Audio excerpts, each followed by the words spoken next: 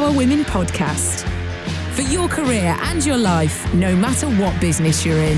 Hello and welcome to the Northern Power Women podcast and the 7th in our Levelling Up season. I'm your host, Simone Roche, and this season I've been speaking to many of our Northern Power Women community about how they are levelling up from the North. And today I'm joined by Rina Sowler, who is Asia Investment Manager at the Leith Planning Group, permanent member of the Tate Liverpool Development and Advisory Group, and associate member of the Liverpool-China Partnership. Alongside this, she's a Mandarin tutor and a cricket coach. I mean, that is some list, isn't it? It's fantastic. Welcome today, Rina. Thank you for joining us. Thank you for having me. Happy Wednesday. Happy indeed. So Rina is passionate about establishing grassroots cricket in China and putting it on the regular curriculum in PE lessons in the UK. And so I thought this week was very much a conversation about levelling the playing field. We know how vast and, impactful sport played by women has been, over the last number of years. And so I thought this was a great conversation, and I'm really passionate about the power of sport in the North, but the power of I have this real passion not about young girls and women disconnecting from sport. I think the power of sport brings so much, and I think so what you're doing at a grassroots level is so important. And one of our major goals around our Levelling Up report, which we produce our progress report next week, was to promote investment in Black, Asian and minority ethnic-led businesses. And we know firsthand about these extra barriers that women face in business. But what can you share? You've got typical of so many of our Northern Power Women community, not just one role, not just two roles, but many roles. But what do you know about those extra barriers that we face, and what can you share about women from ethnic minority backgrounds, those extra challenges they face? I suppose it's very much at the beginning when you work in the company environment or networking environment. It's very much physically recognizing that you're different straight away. I suppose for us, we also realize the advantage of being different as well from ethnic minority group, because we have the power to reach the audience or the listeners or the business that the mainstream cannot sometimes reach.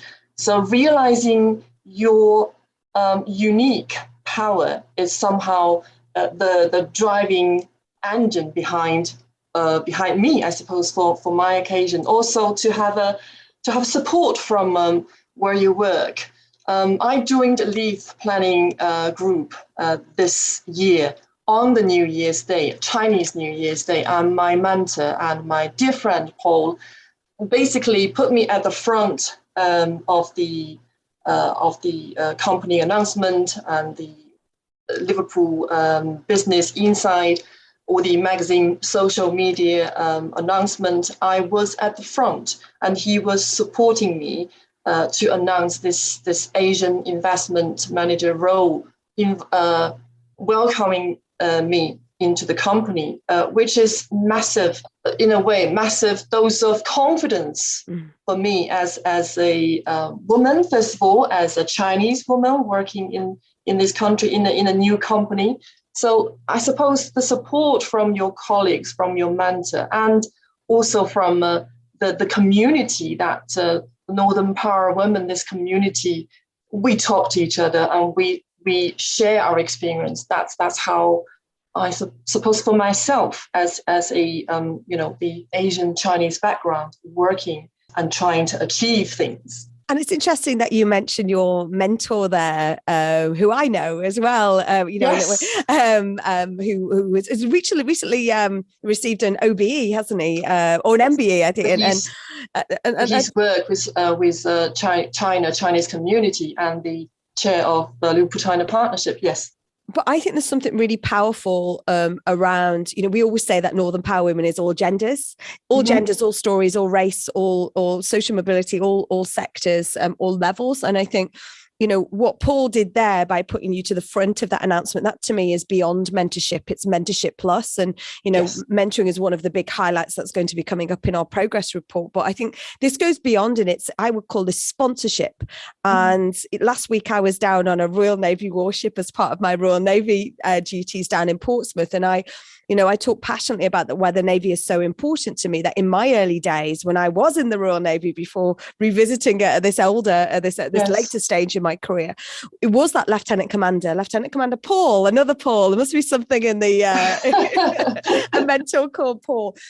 He literally not just put me through. He put me to the front of the list and said, "I think you should become an officer. I think you should do this." And I think the power of those individuals. So I think this is what I love about this community, is that everybody can do something, can open that door, that can pay it forward. So I want to do a big high five for all of those advocates, for all of the Pauls out there. Be more Paul, I think is what I've asked. But it's really important. So, when we talk about the report, the progress report and our leveling up season that we're in now, how helpful and are they helpful indeed are reports like this to shine a light on those extra challenges? Do you think it helps the wider business community rally round? We've heard of what Paul did, but are they useful?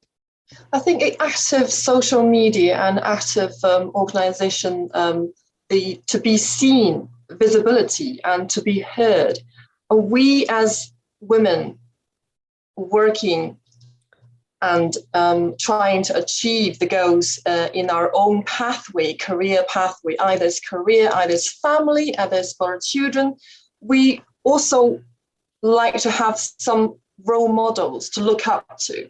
And you have created this platform that we could see what's happening. We could see people, we could hear people being heard, different voices from different ethnic groups, successful stories, not so successful stories, and how to overcome it.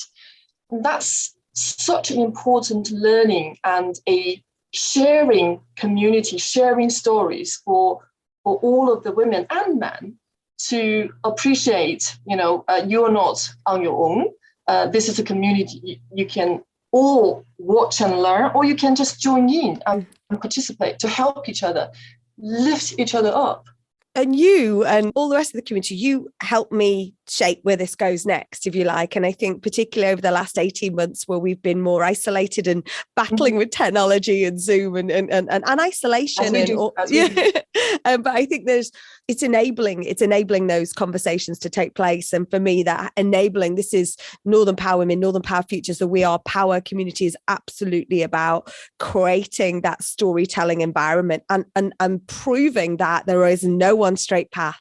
There is no one route to take, as we all have to be our own selves and have our own story. And I think all those different bits, I think of your credentials at the start of this, all of those bits make you Rena. And I think, and that's so important. And this comes to the point as well as being all of those things, you are a passionate cricket coach. Where did that start? Where on earth, Rena, did you find the time? Well, let's say it's the blessing and the curse of being in the export for 20 years. I went on a very long-haul business trip back to China, came back and developed a DVT, and then further on developed into something quite sinister, which is PE, blood clot in my lungs. Without knowing the danger, I thought it was chest infection. But long story short, I was prescribed with apixaban, which is blood thinning tablets, for 6 months, and that really knocked me all over the places after recovering from quite a touch and go situation, basically, and that was in 2017.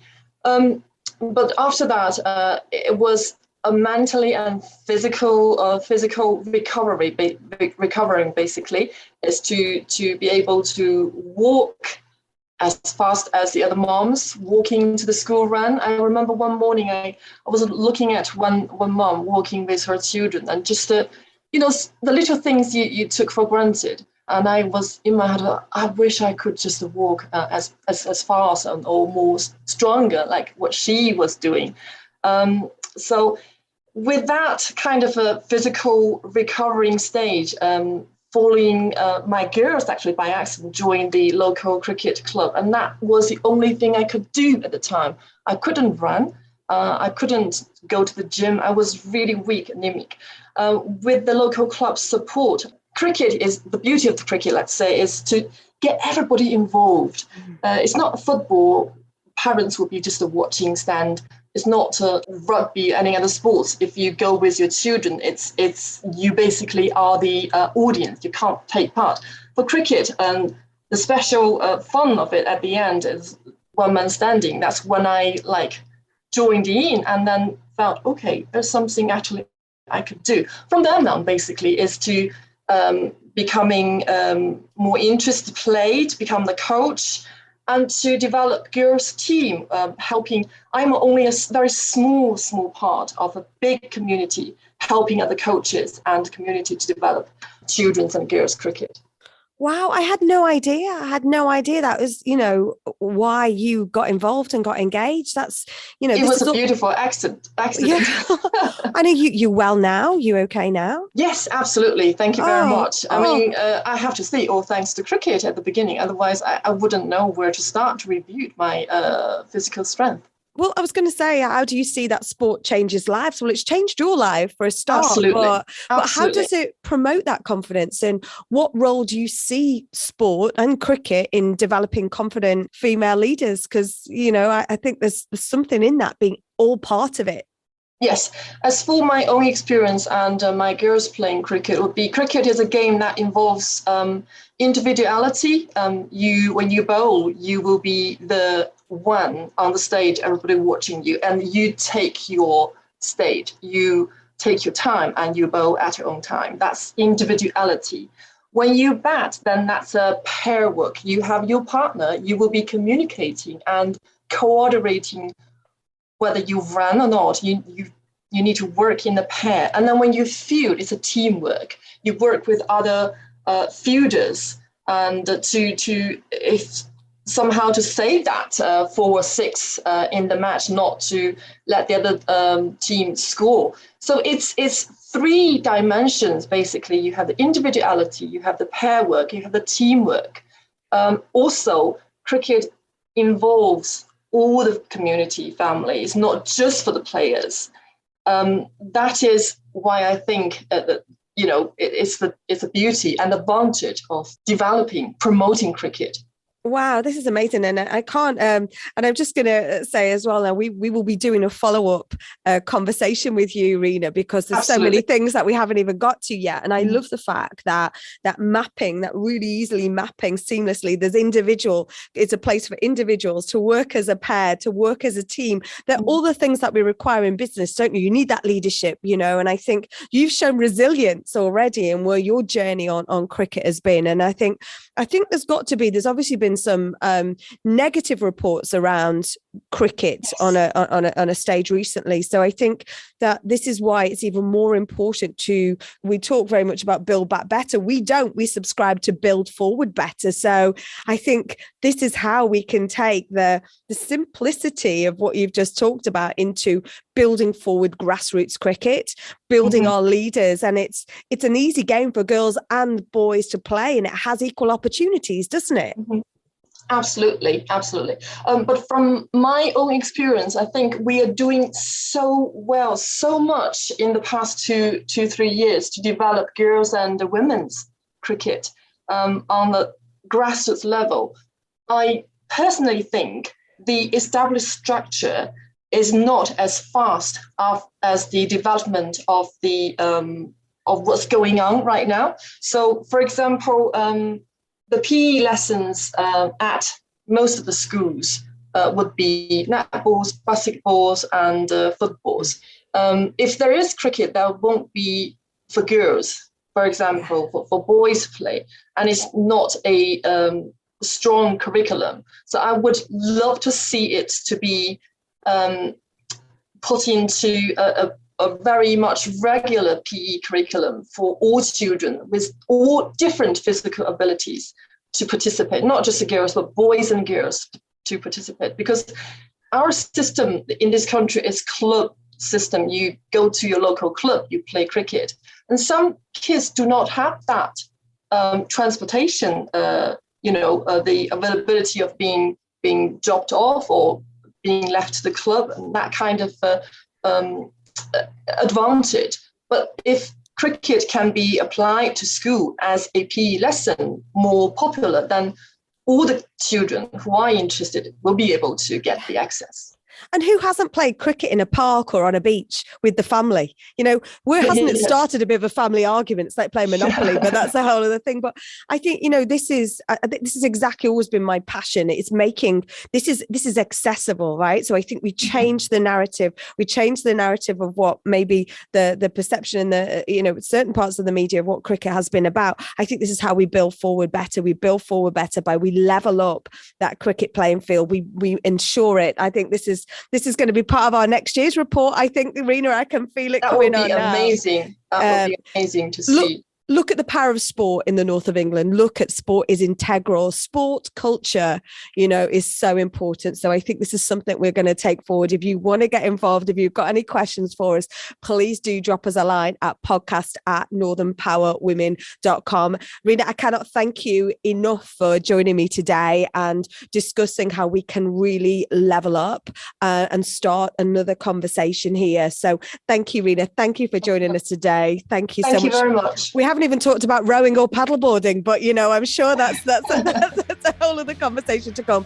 Thanks to all of you for tuning in today. Please do tell your friends about our podcast. Reach out to us on socials at North Power Women on Twitter and at Northern Power Women on all our other social media.